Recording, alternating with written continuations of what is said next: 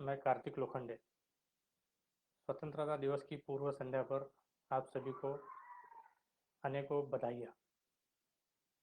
सबसे पहले मैं आभार प्रकट करना चाहूँगा प्रहार समाज जागृति संस्था का और फ्लाइट लेफ्टिनेंट शिवाली देशपांडे जी का, जिन्होंने इस स्वतंत्रता दिवस के पूर्व अलग अलग व्याख्यानों का आयोजन किया और ऐसे स्वतंत्रता सेनानियों की जीवनी पर प्रकाश डालने के उद्देश्य से किया जिनके बारे में बहुत कम जानकारी, जिसको हम पब्लिक डोमेन ऐसा कहते हैं, उसमें उपलब्ध है या जिनका स्मरण बारंबार होता नहीं।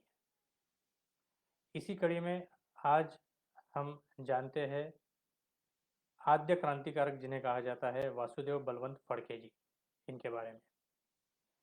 वासुदेव बलवंत फड़के ये नाम उच्चारित करने के बाद हम में से जो लोग उन्हें जानते हैं या उनके जीवन के बारे में जानते हैं, उनके मन में एक अलग सी प्रेरणा जाग उठती है। एक जिसे हम कहते हैं कि fire brand leader, fire brand, जोश, और सिर्फ जोश ही नहीं तो होश भी, और साथ ही साथ एक तेजस्वी पुरुष की प्रतिमा हमारे सामने आती है। आप में से कई लोगों ने उनके छायाचित्र देखे होंगे, इंटरनेट पर भी उपलब्ध है। अब वासुदेव बलवंत फड़के जी का जन्म 9 नवंबर 1845 को हुआ शिरढोन नामक गांव में। शिरढोन ये गांव रिकॉर्ड्स के अनुसार उस वक्त कोलाबा जिले में था। आज वो पनवेल जिले में है, पनवेल में है, रायगढ़ जिले में। और उनका जब जन्म हुआ तब की परिस्थिति हम थोड़ी सी जान ले कि 1857 का पहला स्वातंत्र्य समर, जिसमें कई लोगों ने अपना बलिदान दिया, वो होके मुश्किल से 12 साल गुजरे थे। इन 12 सालों में भारतीय जो लोग थे उनके सोच पर एक गहरा परिणाम पड़ा था। उसमें एक प्रकार से यूँ मानिएगा कि थोड़ी सी आत्मविश्वास की कमी आ गई थी कि हम ब्रिटिश सत्ता के खिलाफ लड़ ही नहीं सकते। ब्रिटिश सत्ता काफ़ी बड़ी है, काफ़ी विशाल है, और अगर हम उनके खिलाफ उठ खड़े होने के लिए तैयार हो तो शायद ही हमें सफलता मिले। ऐसी मानसिकता वाले वो साल थे। अब 1845 में जब उनका जन्म हुआ तो बचपन से वे अपने दादाजी के काफ़ी निकट थे। उनके दादाजी अनंतराव, वो एक ज़माने में करनाला नामक किला था, उसके किलेदार थे, कमांडर थे। और उनके बारे में कहा जाता था, या उन्होंने जो वासुदेव बलवंत फड़के जी को बताया, जो बाद में फड़के जी की डायरियों में से काफ़ी सारी चीज़ें जो जानने के लिए मिली इतिहास संशोधकों को, उसमें से आगे आया कि अनंतराव जो थे वो उन्हें बताया करते थे कि किला कैसा था, शिवाजी महाराज, छत्रपति शिवाजी महाराज के बारे में उन्होंने क्या सुन रखा था। उनको शौर्य गाथाएं सुनाते थे। और बचपन से ही बाल वासुदेव उन सभी घटनाओं से, उन सभी शौर्य कथाओं से काफ़ी प्रेरित थे। और उनके मन में ये बात पक्की थी कि स्वतंत्रता हमेशा रहनी चाहिए, अक्षुण्ण रहनी चाहिए, और स्वतंत्रता के लिए कोई भी कीमत छोटी नहीं है। धीरे धीरे साल बीतते गए। वासुदेवराव जी के दादाजी अनंतराव वो गुजर गए। उनके पिता बलवंतराव और माता सरस्वती बाई, इनकी देख रेख में वो बड़े हुए। और जैसे जैसे उम्र बढ़ती गई वैसे वैसे वो आगे की पढ़ाई के लिए भी तैयार होते गए। उनकी पढ़ाई लिखाई कल्याण, मुंबई, पुणे, इन सब जगहों पे हुई। और ऐसा भी कहा जाता है कि उस वक्त के वो फर्स्ट ग्रेजुएट्स में से थे। अब पढ़ाई पूरे होने के बाद उन्होंने उस वक्त जीआईपी रेलवे, जिसको कहा जाता था great Indian peninsular railway, GIP, तो इस रेलवे में उन्होंने बतौर क्लर्क नौकरी ज्वाइन करी। और उसके बाद ग्रांट मेडिकल कॉलेज में भी उन्होंने कुछ समय नौकरी की। और 1859 साल में उनकी पहली शादी हुई। उनकी जिनसे शादी हुई उनका नाम था सईबाई। सईबाई से शादी हुई और वासुदेवराव और सईबाई, इन दोनों के एक लड़की हुई, कन्या रत्न की प्राप्ति हुई, जिसका नाम उन्होंने रखा मथुताई। मगर जैसे जैसे साल बीतते गए, हुआ ये कि सई बाई की तबीयत कुछ नासाज रहती थी, और शादी के महज 13 साल बाद यानी 1872 में उनकी मौत हो गई। बट 1872 के पहले अगर हम जाए तो 1864 में हम आते हैं कि 1859 में उनकी जो शादी हुई वासुदेवराव जी की, उसके बाद 1864 में उन्होंने मिलिट्री फाइनेंस डिपार्टमेंट ज्वाइन किया। मिलिट्री फाइनेंस डिपार्टमेंट में मिलिट्री अकाउंट्स ऑफिस भी था, तो वहाँ पर उन्होंने अपनी नौकरी शुरू की। अपने काम के बदौलत और अपनी सिंसियरिटी के बदौलत वो काफ़ी प्रशंसा के पात्र भी बने, और काफ़ी सारे इम्पोर्टेंट डॉक्यूमेंट्स उनसे तैयार करवाए गए थे। और उस दौरान उन्हें ये जानने के लिए मिला कि ब्रिटिशों का सैन्य बल कहाँ कहाँ है, कितनी संख्या में है, उनके पास क्या क्या असला बारूद और ये सब है, कौन से शस्त्रों से वह सज्जित है। तो ये सब चीज़ें उनको जानने के लिए मिली। 1865 में उनका तबादला हो गया पूना में। अब वासुदेवराव जी की अगर हम व्यक्तित्व की बात करें, तो उनके व्यक्तिमत्व में देश तो था ही, उनके मन में एक अंतस्थ प्रेरणा थी स्वतंत्रता के लिए, और साथ ही साथ वो एक आध्यात्मिक किस्म के भी इंसान थे। वो गुरुदेव दत्त के काफ़ी बड़े भक्त थे, और साथ ही साथ उन्होंने, जैसे वो ब्राह्मण परिवार से थे, तो संध्या, पुरुष सूक्त, रुद्र, पैमान, ये सब चीज़ें सीख ली थी। और वो भक्ति में भी जब लीन हो जाते थे, तो पूजा भी घंटों से चलती थी उनकी। मगर अध्यात्म के साथ ही साथ, जैसे मैंने पहले बताया कि शौर्य भी था, तो उसके तहत उनमें एक प्रेरणा थी कि मैंने शस्त्रों का भी एक ट्रेनिंग प्रशिक्षण लेना चाहिए। तो उस वक्त के जो काफ़ी बड़े उस्ताद थे, उस्ताद लहूजी सावे, तो उस्ताद लहूजी सावे ने उनको प्रशिक्षित किया, अलग अलग प्रकार के शस्त्र चलाना, घुड़सवारी हो, फिर दान पट्टा एक हुआ करता था, तलवारबाजी हो, और ये सब चीज़ों में वो माहिर हो गए। और इन सब का एक समुच्चय, इन सब गुणों का एक समुच्चय उनमें था। साल बीतते गए, 1870 साल आया, और ये साल उनके जीवन का एक बहुत महत्वपूर्ण साल था, क्योंकि यहीं से एक वो चिंगारी भड़की। हुआ यूं कि वासुदेवराव जी की माता जी सरस्वती बाई, वो अपने गांव में थी और काफ़ी बीमार थी, या यूं कहिए कि मृत्युशैया पर थी। उन तक संदेशा आया कि माता जी की ऐसी ऐसी हालत है, तो आप तुरंत उनसे मिलने आइए। अब ये मिलिट्री अकाउंट्स ऑफिस में थे, तो इन्होंने तुरंत जाके अपने सुपीरियर वरिष्ठ अधिकारी को बताया, और वरिष्ठ अधिकारी जो ब्रिटिश था, उसने उन्हें छुट्टी देने से मना कर दिया। वो काफ़ी दुखी हुए, निराश हुए, चिढ़ भी आई, मगर क्या करें। उनका एक और मिशन था जिस पे उनका काम चल रहा था, जैसे पहले बताया कि काफ़ी सारी जानकारियाँ वो इकट्ठा कर रहे थे। अब माँ और भारत माँ के लिए जानकारी इकट्ठा करना, माँ के प्रति भी लगाव था, भारत माँ के प्रति भी कुछ करने की चाह थी। इन सब में फंस कर के उन्होंने, वो एक एक क्षण था कि उसमें उन्होंने जो उनके वरिष्ठ अधिकारी ने उनको नहीं बोला था, वो सहन कर लिया। दुर्भाग्य से कुछ दिनों बाद उनके माताजी की मौत का समाचार आया, और उससे वो काफ़ी आहत हो गए, और उनके मन में एक प्रकार से अपराधीपन की भावना जाग उठी कि मैं अपनी माता मृत्युशैया पर रहते हुए भी उनसे मिलने नहीं जा सका। क्या हो गया रहता अगर मैं झगड़ा करके चला गया रहता, क्या हो गया रहता कि मैंने नौकरी छोड़ दी रहती। बट जो होना था वो हो गया।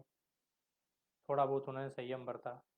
कुछ रिकॉर्ड्स के अनुसार इसके 1 साल बाद फिर से उनकी माता जी का जैसा वर्ष श्राद्ध होता है, तो उस वक्त उन्होंने छुट्टी मांगी, और फिर से उन्हें छुट्टी के लिए ना बुला गया। इस बार वो सिर्फ चिढ़े नहीं, तो संतप्त हो गए। और ये जो क्रोध था, ये क्रोध अब उन्हें और उस नौकरी में रहने के लिए मना कर रहा था। और यहाँ से शुरू हुई एक ज्वाला, जो चिंगारी थी वो अभी ज्वाला बन गई, धधकना अभी बाकी था। इस दरमियान कुछ चीज़ें और हुई कि जैसे वो नौकरी करते हुए महादेव गोविंद रानडे जी के संपर्क में आए। उनकी एक सार्वजनिक सभा चलती थी पूना में, काफ़ी सारे भाषण होते थे, आर्थिक नीतियाँ ब्रिटिशों की जो थी उस पर टीका टिप्पणियाँ होती थी, भाषण होते थे और ये सब के चलते वो काफ़ी जुड़ गए उस मूवमेंट से। और उस वक्त के जो रिकॉर्ड्स अवेलेबल है उसके अनुसार धीरे धीरे उन्होंने खुद भी भाषण देना शुरू कर दिया। और जो भाषण देते थे तो ऐसा बोला जाता है कि पहले वो एक थाल और एक चम्मच लेकर के निकलते थे बाजार से खुद ही बजाते हुए कि आज शनिवार वाड़ा के सामने मेरा इस विषय पर भाषण है, आप लोग ज़रूर आइए और अपने मन में जो भाव है वो जगाइए, उसे और मजबूत कीजिए। और ये सब धीरे धीरे वो भाषण देते गए। ब्रिटिशों की नज़र से ये छूटा नहीं। उन्होंने देखा, 2-3 बार इनको बोलने की कोशिश की मगर ये नहीं माने। और इस दरमियान उनकी जो नौकरी के बाद की फ़ेज़ थी वो शुरू हुई और धीरे धीरे स्वतंत्रता का बीज जो था एक पौधा बन कर के उभरने लगा। वो भावनाएं उनकी और तेज़ होती गई और तीव्र होती गई। रात रात भर वो जागते थे। उनकी डायरी में जो उल्लेख है कि उसमें उन्होंने लिखा है कि मैं रात रात भर जागता था, मुझे नींद ही नहीं आती थी और नींद आ गई यानी आँख लग गई। नींद तो गहरी नहीं आती थी बट आँख लग गई। तो आँख लगने के बाद मेरे आँखों के सामने ऐसा कुछ सपना आता था कि ब्रिटिश लोग खड़े हैं और उनको मैं भगा नहीं पा रहा हूँ, मेरी भारत माँ को मैं स्वतंत्र नहीं कर पा रहा हूँ। तो वो बेचैनी से मैं उठ करके फिर से खड़ा होता था, फिर नींद नहीं आती थी, फिर आँख भी नहीं लगती थी। और इसी दरमियान परिवारजनों ने सोचा कि शायद ये बहुत डिस्टर्ब है, कुछ है, तो इनको एक कुटुंब में, परिवार में एक आधार चाहिए। तो 1873 में उनकी दूसरी शादी हुई गोपिकाबाई से, जिन्हें बाद में बाई नाम से ही जाना जाता है। गोपिकाबाई बहुत ही सेल्फलेस किस्म की थी। यानी फड़के जी की डायरी में उल्लेख है कि ना उन्होंने कभी गहने के लिए बोला, ना उन्होंने किसी चीज़ मांगी, कोई चीज़ मांगी, ना ही उन्होंने किसी चीज़ की जिद पकड़ी, बल्कि मैंने जिस हालात में रखा, जैसे रखा, मैं जैसे रहता था, मैं रात रात भर जागता था, मैं कई बार घर नहीं लौटता था, 2-2 3-3 दिन बाहर रहता था, कभी उन्होंने शिकायत नहीं की। इतनी निस्वार्थ स्त्री मैंने आज तक नहीं देखी। ऐसा फड़के जी ने खुद ही बाई के बारे में लिखा है उनकी डायरी में। अब 1870 से 78 तक का ये जो साल था, ये कालखंड था, ये महाराष्ट्र के इतिहास में बहुत डिस्टर्बेंस वाला रहा। क्यों? क्योंकि इसी दौरान अकाल पड़ा था, अनाज नहीं था, काफ़ी सारी चीज़ें जो थी वो मुहैया नहीं होती थी। ब्रिटिश लोगों ने इस दरमियान लगान जो था वो वसूलने से वो चूके नहीं और उसके कारण से किसानों में और ग्रामीण इलाकों में रहने वाले जो भी अपने भाई बंधु थे, इन सब के मन में एक चिढ़ तो थी, मगर साथ ही 1857 का, जैसे मैंने बताया कि पहले का एक बर्डन था, बोझ था, डर था कि हम आवाज़ तो नहीं उठा सकते, आवाज़ उठाएंगे तो वो हमको क्रश करेंगे, हमारा दमन करेंगे और हमें उतनी शक्ति तो है नहीं। और ये सोच कर के फिर वो अन्याय अत्याचार सहन किए जा रहे थे। अब इसी दौरान फिर फड़के जी को ऐसा लगा कि अभी सिर्फ भाषण देने से कुछ नहीं होगा, अब कुछ तो डायरेक्ट करना पड़ेगा, सीधा प्रहार करना पड़ेगा। मगर इसी दौरान उनके कुछ मतभेद हुए क्योंकि रानडे जी और बाकी सब लोग जो थे, ये थोड़ा सा अलग अप्रोच रखते थे। इनका ये मानना था कि भाई गवर्नमेंट के पास चिट्ठी पत्री भेजे, हमारी शिकायत दर्ज करे, अर्जी करे और उसके थ्रू हम अपनी बात रखें, अपने हक के लिए लड़े। मगर फड़के जी का कहना था कि चिट्ठी पत्री अर्जी बहुत हो गया, ये सुनने वाले तो है नहीं और आज तक मुझे जितना ध्यान में आया तो इस पर इनका कोई परिणाम, इन पर कोई इसका परिणाम नहीं होने वाला। अब अगर परिणाम नहीं होने वाला है तो क्यों इनके पीछे लगा जाए, क्यों समय बर्बाद किया जाए, ऐसी सोच फड़के रखते थे। इसी दौरान फड़के जी ने फिर भी एक कोशिश करी और उन्होंने जो शिक्षित वर्ग था उनको अपील करने की कोशिश की। उनके पास गए, उनसे बातचीत की, अलग अलग जगहों पे अलग अलग लोगों से मिले और उन्होंने बताया कि हमें एक संगठन तैयार करना होगा, इस संगठन में सभी लोग प्रशिक्षित हो। और मीनवाइल उन्होंने एक अपना संगठन छोटा सा शुरू भी कर दिया था, जिसमें अलग अलग जिन्हें हम कहते हैं कि उम्र के लोग थे, जिसमें जो यानी अभी जस्ट तरुण होने जा रहे थे, ऐसे लोग थे। और ये भी रिकॉर्ड्स में है कि वासुदेव बळवंत फडके जी ने जैसे शारीरिक प्रशिक्षण के लिए जो सुविधा उपलब्ध कराई थी, उस वक्त बाल गंगाधर तिलक जो बाद में लोकमान्य करके प्रसिद्ध हुए, तो वो भी कम उम्र में वहाँ पर जाके उन्होंने भी प्रशिक्षण लिया है। तो ऐसे लोगों को वो ट्रेन भी करते थे, कुछ लोगों को वो गीत गायन में ट्रेन करते थे, कुछ लोगों की वो सीक्रेट मीटिंग्स लेते थे और कुछ लोगों को फिर बाद में वो बताते थे कि हमें एक संगठन में ज्वाइन होना है और हमें सीधा प्रहार करना है ब्रिटिश राज सत्ता पर। मगर शिक्षित लोग बहुत हद तक आगे आए नहीं। इस दरमियान वो थोड़े से निराश हो गए और ऐसा भी कहा जाता है कि आध्यात्मिक बेंट के तो वो थे ही, आध्यात्मिक सोच के थे, तो निराशा में वो पूजा पाठ और इसमें सब ज़्यादा लग गए। मगर पूजा पाठ में लगने के बाद में एक समय ऐसा भी आया कि उन्हें लगा कि अभी कुछ होने वाला नहीं है। तो उस वक्त उन्होंने तलवार अपनी गर्दन पर रख दी थी कि बस अभी और कुछ हो ही नहीं सकता है, तो मैं जीकर क्या करूं।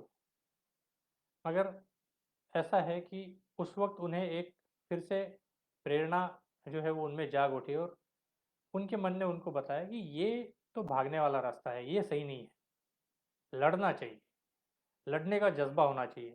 मैंने इतने साल जो किया वो सिर्फ भागने के लिए किया नहीं। तो ये अंतस्थ प्रेरणा जो फिर से जाग उठी, तो उसके तहत उन्होंने फिर से पहले शिक्षित लोगों के पास गए, उनमें थोड़ा सा डर व्याप्त था, उनमें चिट्ठी पत्री अर्जी ये सब अप्रोच थे। तो धीरे धीरे उन लोगों का उनका सामना हुआ कुछ रामोशी से। उस वक्त एक रामोशी नामक जमात हुई करती थी। तो रामोशी जो थे ये पुराने समय में छत्रपति शिवाजी महाराज के साथ लड़े हुए के वंशज थे। धीरे धीरे परिस्थिति बिगड़ती गई, तो ऐसा था कि उस वक्त के हालात के अनुसार ये लूटपाट करके अपनी थोड़ी लूट जमा करके खाते पीते थे और फिर से दूसरी लूट के लिए तैयार हो जाते थे। बट उनमें शारीरिक शक्ति बहुत थी, उनके गुट बने हुए थे। तो फड़के जी को जब ये बात पता चली तो उन्होंने सोचा कि क्यों ना मैं रामोशी, भिल, धनगर, कोई ये सब लोगों को इकट्ठा करूं और इनके साथ कुछ संगठन तैयार करूं जो सशस्त्र हो। उनके पास में कुछ पारंपरिक शस्त्र तो थे ही, उनको उसका ज्ञान भी था कैसे चलाना है। तो इसके बाद उन्होंने फिर सोचा कि अभी इस स्वराज के लिए जो मुझे लड़ना है तो इसके लिए मुझे पैसा तो लगेगा। पैसा कहाँ से आए? बड़े बड़े साहूकारों जिन्होंने मना कर दिया, क्योंकि उनको डर लगता था कि अगर हम ब्रिटिशों की नज़र में आ गए कि इन सब लोगों को हम मदद कर रहे हैं, तो 1857 में उन्होंने कई लोगों को पकड़ पकड़ के जो जेल में डाल दिया था, कुछ लोगों को मार दिया था। तो शायद हमारे साथ भी वैसा हो, तो इसलिए वो मदद करने के लिए एकदम से तैयार नहीं थे। फड़के जी को इसका गुस्सा भी आया। उन्होंने फिर रामोशी, भिल, धनगर, कोली इन सब लोगों को साथ में लेकर के एक अपना सशस्त्र गुट बनाया और 23 फरवरी 1829 से वो सत्र शुरू हुआ जो मैंने पहले बताया कि आग अब थी, अब वो धधक उठी थी। अब इस आग का धधकना शुरू हुआ और एक के बाद एक रेड्स हुई। 23 फरवरी 1879 को पहला रेड हुआ, पहला धावा उन्होंने बोला। जो अमीर साहूकार लोग थे उनके घर, धमारी नामक गांव पुणे जिले में, तो वहां पर। और उसके बाद एक के बाद एक वो धावा बोलते गए। देवी नीमगांव हो, पानमळा हो, जेजुरी हो, पळसपे, वल्हे, भोर, हरनाई, सावरगांव, चांदखेड़, अलग अलग जगहों पे। कुछ रिकॉर्ड्स में तो यहाँ तक बोला गया है कि वो विदर्भ के अकोला जिले के भी कुछ गांव तक आ गए थे। एक के बाद एक उन्होंने धावा बोलना शुरू कर दिया और धीरे धीरे धीरे धीरे लोगों में ये बात फैल गई, तो उनके नाम की एक दहशत तैयार हो गई। मगर साथ ही जो लोग ये जानते थे कि छत्रपति शिवाजी महाराज ने कुछ चीज़ें बता के रखी थी, उसका ये पालन करते थे, उनके मन में फड़के जी के बारे में आदर भी था। फड़के जी ने ये बोल कर रखा था कि मैं अपने आप को दूसरा शिवाजी घोषित करता हूँ और मैं स्वराज के लिए लड़ूंगा। और शिवाजी महाराज ने हमको बताया है कि अगर कभी किसी पर धावा बोलने की ज़रूरत भी पड़े तो भी वहाँ की स्त्रियों का पूरा सम्मान रखा जाए, बच्चों को हार्म न किया जाए, बच्चों को कोई अपाय ना हो। इन चीज़ों के कुछ आदर्श उन्होंने डाल करके रखे थे और रामोशी, भील वगैरह इन सबको भी बता करके रखा था और उन लोगों ने पालन भी किया क्योंकि नेता पर उनका पूर्ण विश्वास था। धीरे धीरे धीरे धीरे उनकी जैसे दहशत बढ़ती गई तो ब्रिटिशों में और ज़्यादा डर व्याप्त हो गया। उनको लगा कि उनको ये प्रेडिक्ट ही नहीं कर पा रहे थे, वो अंदाज़ा ही नहीं लगा सकते थे कि आज यहाँ है तो कल कहाँ होगा, कल कहाँ एक्शन होगी, कल कहाँ धावा बोलेंगे, उसके बाद क्या होगा। और ये सब के चलते ब्रिटिशों ने उस वक्त एक उन पर रिवॉर्ड घोषित कर दिया कि जो भी वासुदेव बलवंत फड़के जी के बारे में जानकारी देगा या उसको पकड़ कर लाएगा तो उनको हम एक इनाम देंगे। और उस वक्त के कुछ रिकॉर्ड्स के अनुसार 4,000 रुपये का इनाम रखा गया था। अब सोचिए 1879 1879 1879 में। अब हुआ ये कि ये जब बात फड़के जी तक पहुंची और उनके गुट तक पहुंची तो उन्होंने हंसकर टाल दिया और उनके गुट के लोगों ने कहा शेर को भी भला कोई पकड़ सकता है। और साथ ही साथ फिर फड़के जी ने बोला कि फिर आप क्या करोगे। चलो ठीक है, शेर को तो पकड़ नहीं सकते ये बोल दिया, मगर अब उनकी इस चाल का हमको जवाब तो देना पड़ेगा। तो जब रामोशियों में से ही एक उनके जो निकटवर्ती थे उन्होंने जो बोल दिया तो बाद में फड़के जी ने उसको ऑफिशियल कर दिया और एक काउंटर रिवॉर्ड घोषित कर दिया कि उन्होंने 4,000 रुपये बोले ना, तो हम 5,000 रुपये का इनाम घोषित करते हैं जो भी बॉम्बे के गवर्नर रिचर्ड टेम्पल और साथ ही और कुछ ब्रिटिश अधिकारियों के नाम उन्होंने दिए थे, इनके सिर ला कर देगा उनको हम इतना रिवॉर्ड देंगे। ये पहली बार हुआ था कि ब्रिटिश सत्ता ने अगर कोई धमकी दी है या कोई इनाम घोषित किया है तो उसको किसी ने प्रति इनाम घोषित कर दिया था और उतना ही डेयरिंग से चैलेंज किया था, आह्वान दिया था।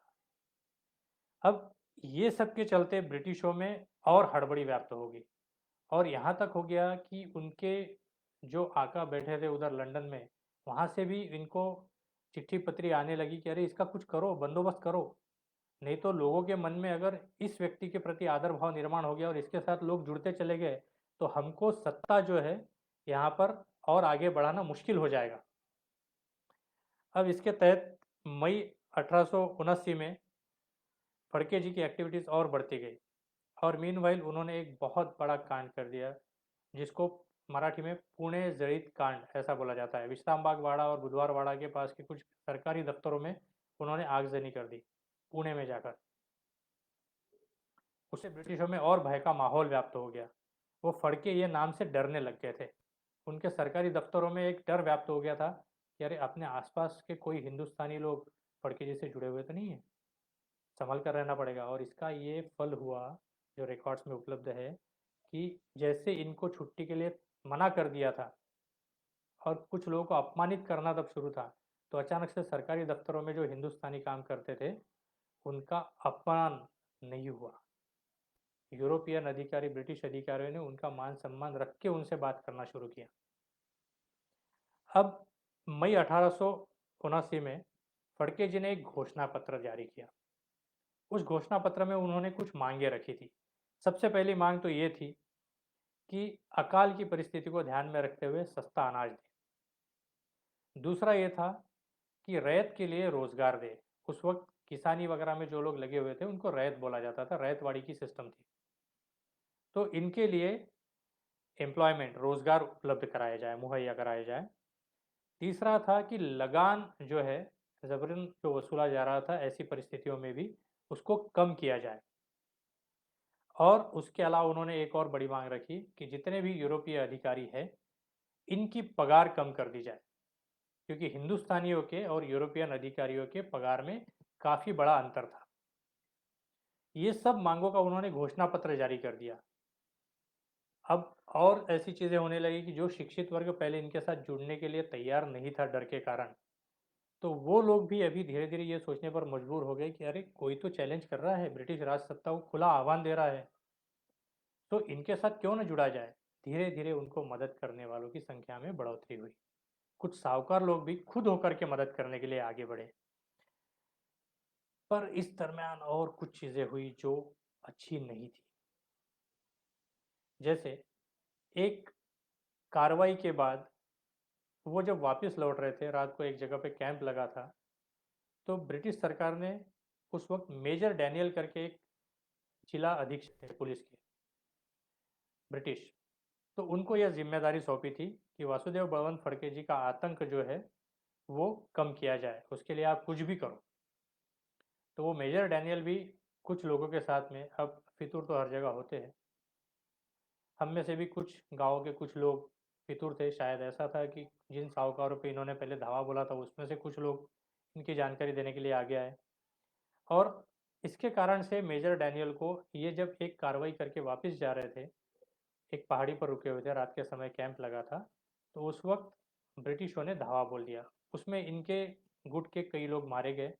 ये वहाँ से निकलने में यशस्वी रहे, सफल रहे, और फिर जो कुछ रामोशी बचे थे उसमें से कुछ रामोशियों ने लेकिन अपना रवैया थोड़ा बदल दिया। इनके डायरी में उल्लेख है कि इन रामोशियों में से जो डेडिकेटेड थे वो लोग इनके लिए लड़ते हुए शहीद हो गए, मगर कुछ रामोशी ऐसे थे कि जो सिर्फ लूटपाट में ही खुश रहते थे। लूटपाट का आ गया माल, आपस में बांट लिया, अपने अपने गांव चले गए, वो पैसा खर्चा हो गया, फिर एक नई लूटपाट के लिए जुड़ गए, फिर वापस चले गए। तो इसमें फड़के जी का जो स्वराज का सपना था, वो उतने बड़े सपने के लिए शायद उस वक्त के कुछ लोग तैयार नहीं थे। तो रामोशियों के कुछ गुट ने जैसे इनको छोड़कर जाना शुरू कर दिया लूट का माल लेकर के, तो वो काफ़ी निराश हो गए थे, हताश हो गए थे। उनको लगा कि अभी फिर से होगा, नहीं होगा, मगर वो हिम्मत हारने वालों में से नहीं थे। उन्होंने उसके बावजूद अपनी कोशिशें जारी रखी, और वहाँ से जैसे वो छूटकर निकलने में सफल हुए, तो उसके बाद ऐसा कहा जाता है वो श्रीशैल मल्लिकार्जुन जो ज्योतिर्लिंगों में से एक है, वहाँ पर गए और काफ़ी महीनों तक वहीं पर रहे, और वहाँ पर उन्होंने एक अपना नया रूप धारण कर लिया, जिसको वहाँ के लोग बाद में जानने लगे काशीकर बाबा के नाम से। तो काशीकर बाबा होकर भगवी कफनी और ये सब पहन के वो वहाँ पर रहते थे, गुरुदेव दत्त के बारे में प्रवचन देते थे, लोगों को अच्छी बातें बताते थे, मगर साथ ही साथ उन्होंने वहाँ पर भी अपना संगठन बनाना शुरू रखा। संगठन में और लोग जोड़ना शुरू रखा। कुछ लोगों को पता चल गया कि ये काशीकर बाबा यानी हम जिनके बारे में सुनते आ रहे थे वो वासुदेव बळवंत फड़के जी ही है। तो उन्होंने धीरे धीरे इनको मदद करना भी शुरू रखा। कुछ लोगों इन्होंने जमा भी किए, और उन्होंने ऐसे समय में एक दूत जो है वो काशी भेजा। इस दूत को क्या काम दिया था उन्होंने? इस दूत को उन्होंने काम दिया था, वहाँ मौलवी मोहम्मद साहब करके थे काशी में, जिनको अरब और रोहिल्ला जो सैनिक थे, अलग अलग सेनाओं में काम करते थे, अलग अलग संस्थानों की सेनाओं में थे, उनका एक नेता माना जाता था। तो इन्होंने काशी में दूत उनसे मिलने के लिए भेजा कि मुझे अरब और रोहिल्ला सैनिकों की टुकड़ी दीजिए, ताकि मैं स्वराज के सपने को पूरा कर सकूं, ब्रिटिशों के खिलाफ लड़ाई में मेरे पास एक सशस्त्र दल हो। और बातचीत हुई, मुलाकात भी हुई, कुछ चीज़ें उस पर एक एग्रीमेंट भी हुआ, समझौता भी हुआ कि हाँ ये करना है। कुछ सैनिक वो मुहैया कराने के लिए तैयार थे। फड़के जी का एक प्लान ऐसा था कि साधारण 500 लोग हो, जिनकी संख्या धीरे धीरे 2000 तक बढ़ाई जाए, और अलग अलग शहरों में अलग अलग जगहों पे ब्रिटिशों के थानों पर धावा बोल दिया जाए। और ये देख करके उनको ऐसा लग रहा था कि शायद देश के अलग अलग भागों में वहाँ के भी लोग यही एक तरीका अपनाएं, और ब्रिटिश लोग उनको भागने के लिए ज़मीन थोड़ी पड़े।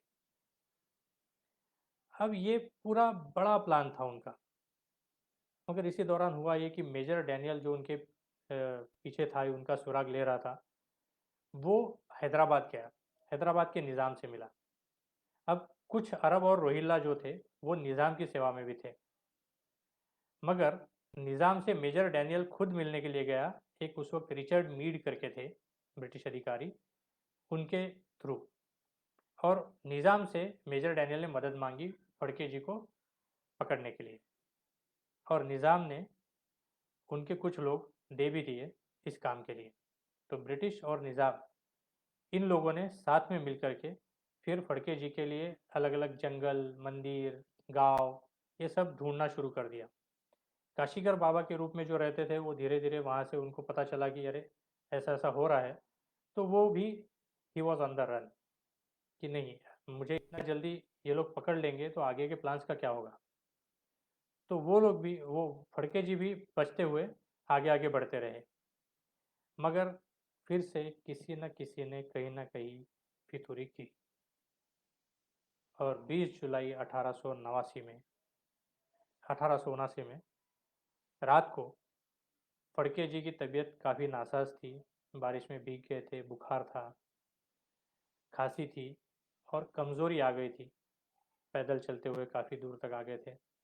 तो देवरा नाडगी करके कर्नाटक में एक जगह है, तो वहाँ पे रात को मेजर डैनियल ने धावा बोल दिया। फाइट ज़रूर हुई।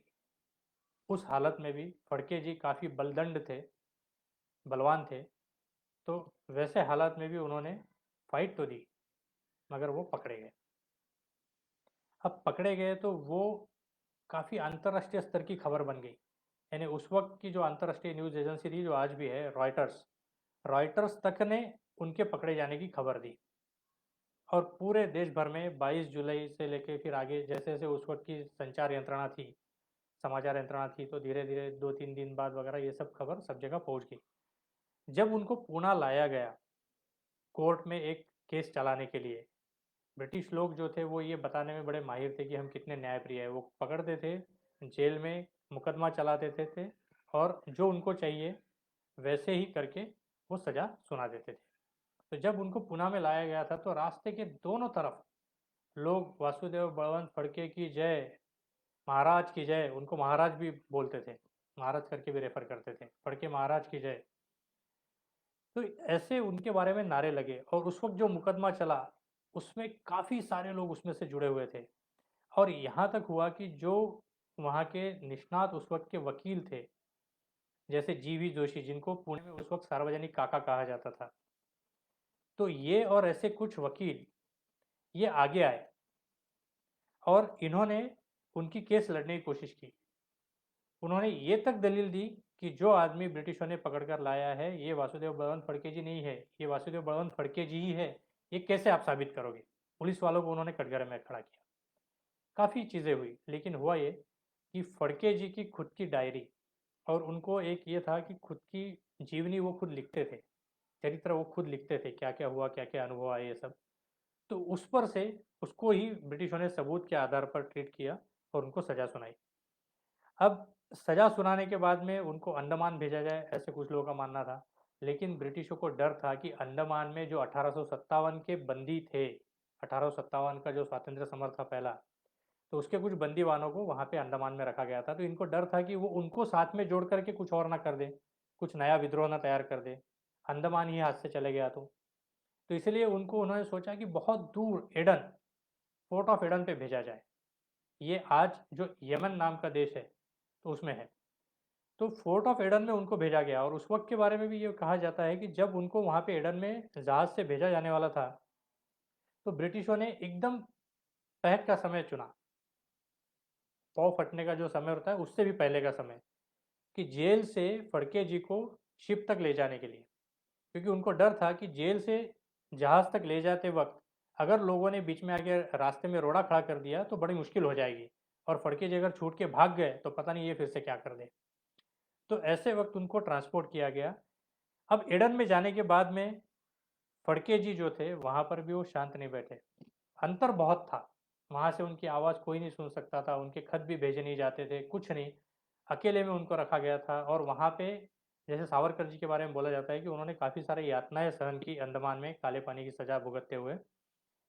उनके पहले फड़के जी को कोल्हू पे जोता गया था एडन में, और काफ़ी यातनाएं दी गई।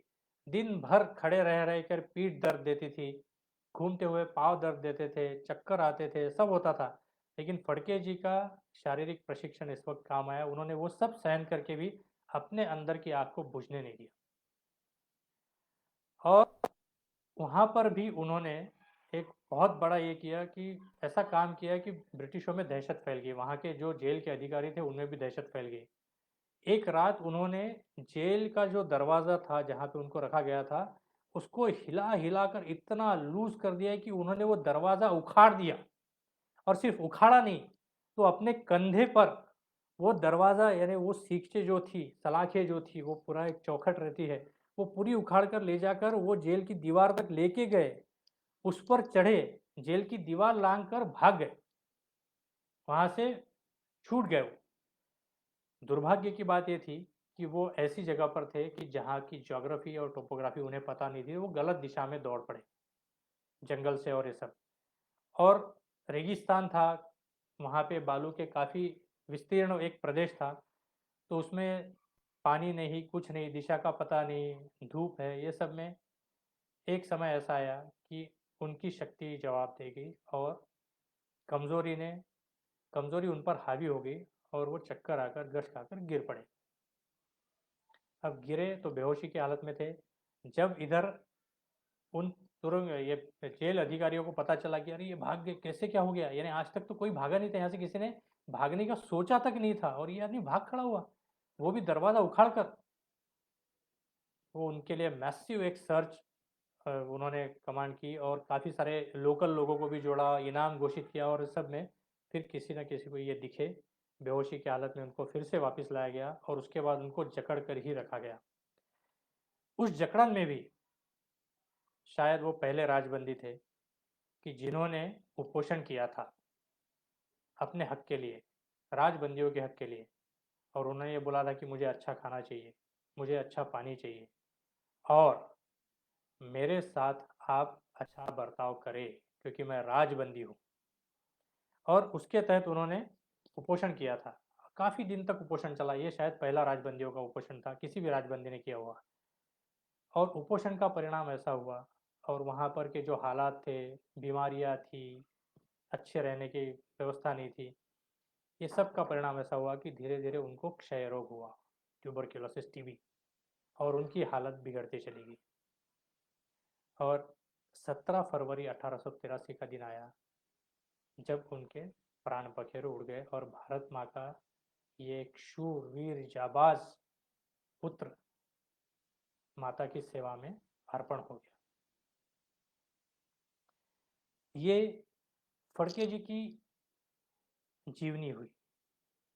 अब उनकी जीवनी में एक सबसे बड़ी बात यह है कि उनको आद्य क्रांतिकारक कहा जाता है। क्यों आद्य, पहला, पायोनियर, क्यों? कुछ बातें तो पहले मैं बोल चुका हूँ, जैसे राजबंदियों का उपोषण पहला था, फोर्ट ऑफ एडन की जेल से भागने वाले पहले राजबंदी थे और ये ऐसे पहले भारत माता के सपूत थे कि जिन्होंने फिजिकल ट्रेनिंग, शारीरिक प्रशिक्षण पे जोर दिया था, मिलिट्री एजुकेशन पे जोर दिया था और लोकल एजुकेशन पे जोर दिया था। मतलब उस वक्त ब्रिटिशों ने शुरू की हुई आधुनिक शिक्षण व्यवस्थाएं थी, उन्होंने ये सोचा कि नहीं, अगर हमें हमारे देश के बारे में अभिमान जागृत करना है तो हमारी संस्थाएं हो, तो उन्होंने नेटिव एजुकेशन सोसाइटी शुरू की, जिसका बाद में नामकरण और कुछ कर दिया गया, महाराष्ट्र एजुकेशन सोसाइटी हुई और पुणे में उन्होंने शुरू की। तो ये करने वाले वे पहले थे। बाद में आप सभी को ज्ञात है कि लोकमान्य तिलक जी ने भी न्यू इंग्लिश हाई स्कूल और ये सब स्थापित की थी। और तिलक जी भी, इन्होंने जो शारीरिक प्रशिक्षण के कैंप शुरू किए थे उसमें सहभागी थे जब वो छोटे थे। काफ़ी सालों बाद स्वतंत्र वीर सावरकर जी उनके घर गए थे, उनकी पत्नी गोपिका बाई, बाई जिनको कहते थे, उनसे मिले तो साष्टांग दंडवत किया और उस वक्त उन्होंने कहा था, और बाद में जब फड़के जी का स्मारक बना तो वहाँ पर भाषण देते हुए भी सावरकर जी ने कहा था कि हम सबके ये पहले प्रेरणा पुरुष है। तो ऐसी काफ़ी सारी पहली चीज़ें उनके नाम पर थी और छत्रपति शिवाजी महाराज के बाद अपने आप को मैं दूसरा शिवाजी हूँ। आजकल होता है ना, हम लोग बार बार सुनते हैं कि शिवाजी हमको चाहिए लेकिन दूसरे के घर में। उन्होंने ये नहीं सोचा, उन्होंने बोला मैं दूसरा शिवाजी हूँ, आई विल लीड। तो ये लीडरशिप की क्वालिटीज़ थी। तो ये जो चीज़ें हैं वो, उनमें काफ़ी सारी ऐसी चीज़ें थी कि जो पहली थी। 1857 का बर्डन उन्होंने अपने मन में रखा नहीं, अपने दिमाग पर उसका बोझ नहीं होने दिया। उन्होंने बोला कि ठीक है ना, 1857 की एक कोशिश हुई, दूसरी कोशिश नहीं होनी चाहिए इतनी जल्दी, ये किसने कहा है, मैं शुरू करता हूँ। और धीरे धीरे संगठन बनता गया, दल बनता गया। अब उसके बाद में एक और चीज़ बड़ी इंटरेस्टिंग सी है। 1889 ये साल था जब बंकिम चंद्र चटर्जी ने आनंद मठ ये पुस्तक लिखी थी, आप सभी को ज्ञात है वो। तो आनंद मठ में जो स्टोरी है उसमें बाद में उन्होंने कुछ बदलाव किए, क्योंकि 1879 में जब इनको अरेस्ट हुई और उसके बारे में काफ़ी सारा समाचार पत्रों में छपा, काफ़ी बढ़ चढ़कर छपा, कुछ अखबारों ने तो इनकी डायरी तक छाप दी। तो उससे प्रेरणा लेकर के ऐसा बोला जाता है, विमान बिहारी मुजुमदार करके एक लेखक थे, उन्होंने अपनी पुस्तक में भी लिखा है। और आनंद मठ अगर कोई पढ़े तो उसमें भी ध्यान में आता है कि वासुदेव बळवंत फड़के जी की जो उनका जो चरित्र है, उसके काफ़ी सारे रिफ्लेक्शंस और सिमिलरिटीज़ हमें आनंद मठ में दिखाई देती है। और आनंद मठ ये वही किताब है जिसके बाद से वंदे मातरम ये गान प्रसिद्ध हुआ, जो आज हमारा गीत है देश का। हम वंदे मातरम बड़े अभिमान से कहते हैं हर ओकेजन पे। तो आनंद मठ की स्टोरी भी ऐसा बोला जाता है कि इनके जीवन चरित्र से प्रेरणा लेकर के उसमें कुछ बदलाव किए गए थे और ऐसी कई सारी चीज़ें थी। अब उसमें वी श्री जोशी करके एक लेखक थे जिन्होंने वासुदेव बळवंत फड़के जी का चरित्र लिखा, अंग्रेजी में भी लिखा और मराठी में भी लिखा। उसमें उन्होंने एक और ब्रिटिशों की राजनीति पर होने वाला परिणाम, इस पर भी कुछ विस्तार से लिखा है। और उसमें उन्होंने एक विलियम वेडरबर्न करके एक लेखक थे, उन लेखक ने एक किताब लिखी थी, Allan Octavian Hume, CB, father of the Indian National Congress. उस किताब का हवाला देते हुए वी श्री जोशी जी ने लिखा है कि वासुदेव बळवंत फड़के जी ने जो किया उसका एक बहुत दूरगामी परिणाम ऐसा हुआ कि एलन ऑक्टेवियन ह्यूम जो कलेक्टर थे, जिलाधीश थे नगर जिले के, उन्होंने नौकरी के बाद ये कोशिश शुरू की कि ब्रिटिशों में एक मत प्रवाह नया बनाया उन्होंने कि अगर हम यहाँ के नेटिव्स को, हिंदुस्तानियों को कोई भी फोरम नहीं देंगे अपनी बात रखने का, तो ऐसे वाकये होते रहेंगे और हमें बड़ी मुश्किल हो जाएगी। तो सेफ्टी वॉल्व के तौर पर एक प्लेटफॉर्म बनाया जाए। और तब उन्होंने अपने देश के काफ़ी सारे मंजे हुए जो विद्वान लोग थे उनको साथ में लेकर के कि एक प्लेटफॉर्म रहना चाहिए भारतीयों को, हिंदुस्तानियों को अपनी बात रखने के लिए। उसके तहत फिर इंडियन नेशनल कांग्रेस की स्थापना हुई। बाद में धीरे धीरे कांग्रेस में कुछ और बदलाव आए, तिलक जी थे, ये सब लोगों ने उस काम को कैसे आगे बढ़ाया वो तो इतिहास आप सभी को पता है। मगर ये सब चीज़ें यानी फड़के जी ने जो कुछ भी किया उसका परिणाम सिर्फ मिलिट्री लेवल पर नहीं हुआ, तो ब्रिटिशों की इकोनॉमी के लेवल पर भी हुआ, राजनीति के लेवल पर भी हुआ और उनकी सोच में एक बदलाव लाने के लिए वो कारणीभूत यानी कारण रहा। अब फड़के जी ने एक और बड़ा प्लान बनाया था जो हो नहीं पाया था। जैसे अगर उन्होंने अरब, रोहिला और ये सबको जोड़ लिया रहता और उतने लोग तैयार हो गए रहते तो उससे वो घोड़े खरीदने वाले थे और शस्त्र नए खरीदने वाले थे और वो आर्मी तैयार हो गई रहती उनकी। तो उन्होंने ये सोचा था, उनकी डायरी में उल्लेख है कि रेल, पोस्ट और टेलीग्राफ का नेटवर्क सबसे पहले डिस्टर्ब करना है ताकि जानकारी का आदान प्रदान ना हो। तो ऐसी काफ़ी सारी चीज़ें की उन्होंने। अब अगर हम फड़के जी के चरित्र के बारे में अब जब इतना जान गए हैं तो आज ये दिन है कि हमने अपने बारे में सोचना चाहिए। क्या हम सही में ऐसे प्रेरणा पुरुषों के वंशज कहलाने के लायक काम कर रहे हैं? कल 15 अगस्त है। मुझे यकीन है, दुर्भाग्य से यकीन है कि हर साल की तरह कल भी मैं रास्ते पर उन्हीं युवकों को देखूंगा जो ट्रिपल सीट जा रहे हैं, हाथ में झंडा ले रहे हैं, ट्रैफिक सिग्नल पे रुक नहीं रहे हैं, रॉन्ग साइड जा रहे हैं, जोर जोर से हॉर्न बजा रहे हैं, अलग अलग जगहों पे डीजे साउंड बीट्स बजा रहे हैं और भारत माता की जय बोले जा रहे हैं, लेकिन एक भी नियम का पालन न करते हुए। कल मुझे यकीन है, फिर एक बार बोलता हूँ दुर्भाग्य से, कि लोग झंडा जो है लहराएंगे और बाद में उस झंडे का क्या होता है उसका सम्मान नहीं रखेंगे। दुर्भाग्य है, लेकिन कड़वा सच है। क्या हम ये सब जो चीज़ें करते हैं, बाकी मैं भ्रष्टाचार और ये सब चीज़ों पे तो जाऊंगा नहीं क्योंकि सबके मन में चिढ़ है, लेकिन रोक अपने से कोई नहीं रोकना चाहता, किसी दूसरे की राह देखता है। वही शिवाजी, दूसरा कोई आएगा, दूसरा कोई मुझे लीड करेगा। बोलिए ना, फड़के जी का चरित्र आपने जाना ना, बोलिए मैं शिवाजी हूँ, दूसरा तीसरा चौथा पांचवा, क्यों ना शिवाजी की परंपरा बनी रहे। क्यों ना हम लोग अपने देश में अपने वर्तन से, अपने आचरण से, अपने शौर्य भाव से ऐसी प्रेरणा जागरूक करें कि हम किसी के लिए आदर्श बने। बहुत बड़े आदर्श नहीं बन पाएंगे, फड़के जी पूरा अपना सपना पूरा नहीं कर पाए थे, लेकिन उन्होंने कोशिश नहीं की थी, की थी। कोशिश करने वालों की कभी हार नहीं होती, ये बोला जाता है ना। कोशिश करने वालों को शायद सफलता ना मिले हर बार, लेकिन उनका चरित्र हमेशा के लिए एक प्रेरणा का स्रोत बन जाता है। हम अपने अपने लेवल पे छोटी छोटी बातें, छोटे छोटे नियमों का पालन करने से कतराते हैं। कैसे बनेंगे हम क्या किसी के लिए आदर्श? क्या हम अपने परिवार के लिए, अपने परिवार में जो अपने बच्चे हैं उनके लिए भी आदर्श बन पा रहे हैं? आज का ये मौका है, हमें ये सब चीज़ों के बारे में सोचना चाहिए। नहीं तो फिर है वही, मैं शिवाजी हूँ ये बोलने की बजाय हम अपनी गाड़ियों पे शिवाजी महाराज के स्टिकर चिपकाते हैं और ट्रैफिक सिग्नल तोड़कर चले जाते हैं। नंबर प्लेट्स गलत ढंग से लिखे होते हैं, नियमों में है। ये तो बहुत छोटी छोटी चीज़ें हैं, इतना नहीं कर सकते हम। अगर हम इतना नहीं कर सकते तो बाकी बड़ी चीज़ें तो हम करने के लायक ही नहीं है। आपको शायद कड़वा लगे, मगर जब ऐसे बड़े थोर पुरुषों के बारे में, महापुरुषों के बारे में पढ़ते हैं, आज की परिस्थिति से रिलेट करना चाहते हैं, दुख होता है। ये दुख शायद मेरे अकेले के मन में नहीं है, आपके भी मन में होगा। इस दुख को भूलिएगा मत, क्योंकि ये दुख जब तक आपके मन में रहेगा तब तक आप अपने वर्तन में, अपने आचरण में बदलाव लाने की कोशिश करते रहेंगे, सकारात्मक बदलाव लाएंगे।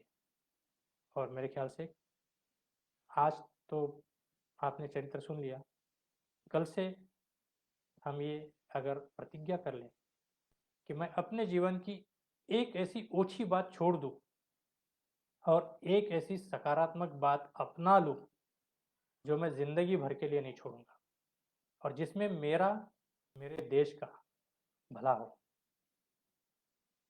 तो वो प्रतिज्ञा ही शायद हमारी ओर से फड़के जी जैसे आद्य क्रांतिकारक और महापुरुषों के लिए श्रद्धांजलि रहेगी। वंदे मातरम। धन्यवाद।